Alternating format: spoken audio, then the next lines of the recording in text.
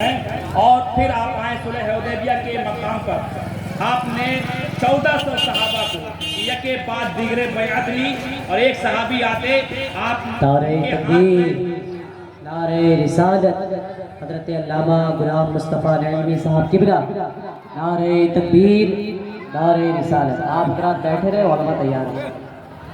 درود پاک پڑھیں، اللہم صلی علی سیدنا۔ آپ فرمائیں، کیا فرمائیں کہ عثمان اللہ و رسول کے کام سے گئے ہوئے ہیں۔ تو کیا معاملہ ہے اس کا؟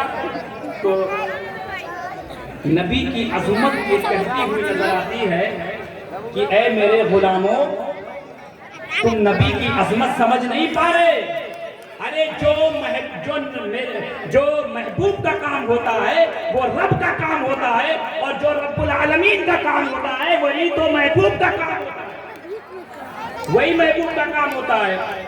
اس لیے عثمان غنی اللہ و رسول کے کام سے گئے ہوئے ہیں۔ اب بات سمجھ میں آئی، اور پھر اس کے بعد میرے آقا مصطفیٰ جان رحمت صلی اللہ علیہ وسلم نے اپنے ہاتھ کو بلند کیا اور ارشاد فرمایا کہ یہ میرا ہاتھ ہے، اور ایک دستے نبوت کو فرمایا کہ یہ عثمان کا ہاتھ ہے، یہ عثمان کا ہاتھ ہے اور یہ میرا ہاتھ ہے۔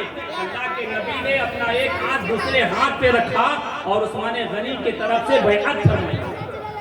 آپ ذرا غور کریں، یہی وہ ہاتھ تھا جسے اللہ نے اپنا ہاتھ کہا تھا، ید اللہ فوق ایدیہم، اسی ہاتھ کو اللہ نے اپنا ہاتھ کہا تھا، اور اسی ہاتھ کو اب رسول اللہ نے عثمان غنی کو دے دیا، تو ثابت ہوا عثمان غنی جو قرآن جمع کر رہے ہیں حقیقت میں اللہ ہی کی طرف سے قرآن جمع کر رہا ہے، یہ اللہ ہی کی طرف سے جمع قرآن کر رہا ہے۔ اس لیے میرے عزیزان ملت اسلامیہ، یہ قرآن کا اعجاز ہے۔